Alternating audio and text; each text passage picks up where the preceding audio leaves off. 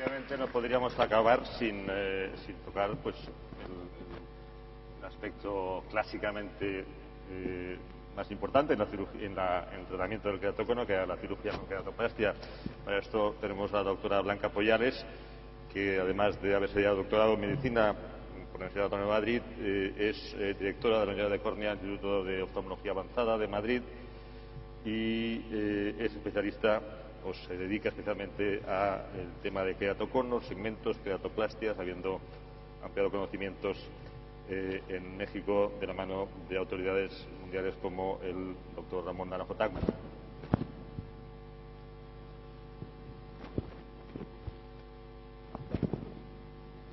Muy buenas tardes a todos. Yo voy a hablar desde el último paso, de la queratoplastia. Esta es la incidencia de trasplante en pacientes con queratocono en la Comunidad de Madrid y, como vemos, ha ido reduciendo paulatinamente hasta llegar al 8% gracias al implante de los segmentos intracorneales. Entonces, ¿cuándo indicamos un trasplante de córnea en un paciente con queratocono? Siempre como último recurso. Es gente joven que tiene mucho tiempo para desarrollar las complicaciones. Cuando tengamos cicatrices en el eje visual, bien por mala adaptación del lente de contacto que produzca roce, por abscesos o por hidrops. Cuando haya una intolerancia a lentes de contacto o la imposibilidad de poner anillos intracorneales por un adelgazamiento excesivo en la zona del implante. Cuando tengamos conos ya muy grandes con queratometrías muy altas. Tenemos dos grandes grupos de trasplantes. Los trasplantes penetrantes, trasplantamos todo el espesor de la córnea, pero en los conos quizá lo más interesante es hacer un trasplante lamelar anterior profundo, intentando llegar al plano descemético, donde están las flechitas. En determinados casos en los que nos interese ir mucho más seguros, sacrificaremos calidad visual por seguridad y nos iremos un poquito más arriba, predescemético, para evitar perforaciones, por ejemplo en un ojo único.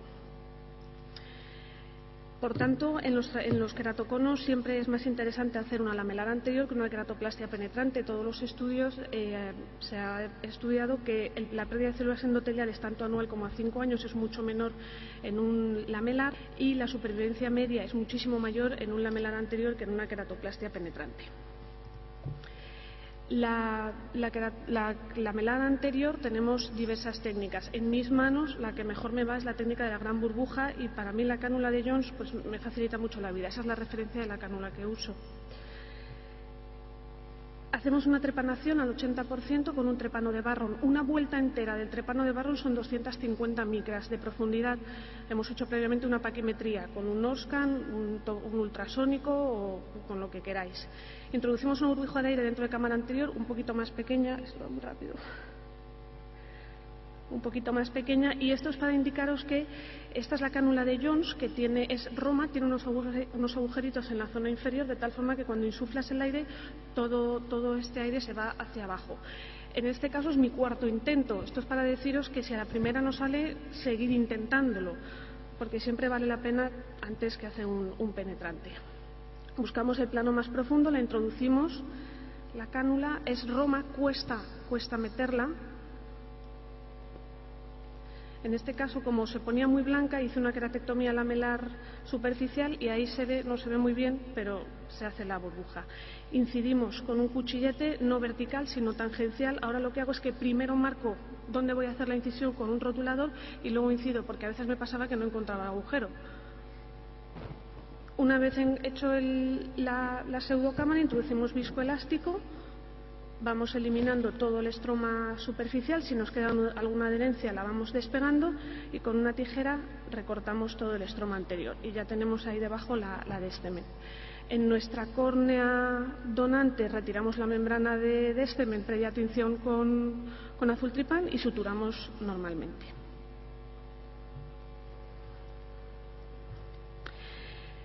También podemos hacer la DAL con el femtosegundo. No corre. Bueno, la ventaja del femtosegundo es que nos permite hacer cortes personalizados. Podemos hacer en los queratoconos, lo interesante es tener mucho estroma, por tanto en el vídeo no se ve, o sea se ve pero no corre, sería hacer un corte en champiñón. En cuanto a las complicaciones que podemos tener en el trasplante,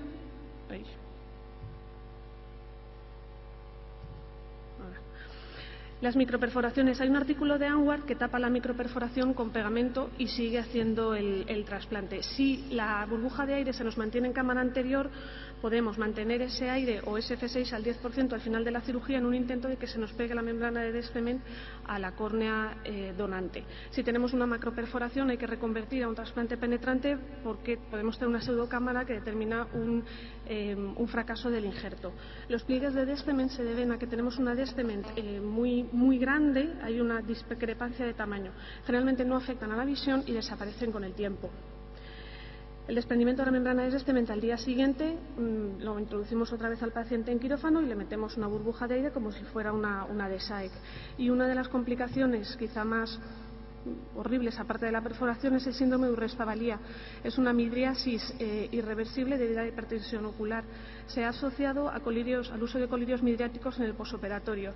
Por supuesto, aparte de la mala visión, la fotofobia, todas las aberraciones que ello conlleva, pues es importante evitarlo. Fundamentalmente dejando una burbuja pequeña en el posoperatorio y no dejar un ojo demasiado presurizado.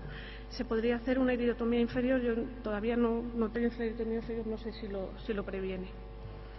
En cuanto a las complicaciones tardías, toda esta lista de complicaciones y fundamentalmente la calidad de visión, que depende mucho del estroma residual que dejemos. Cuanto más estroma dejemos, peor será la calidad de visión. Muchísimas gracias.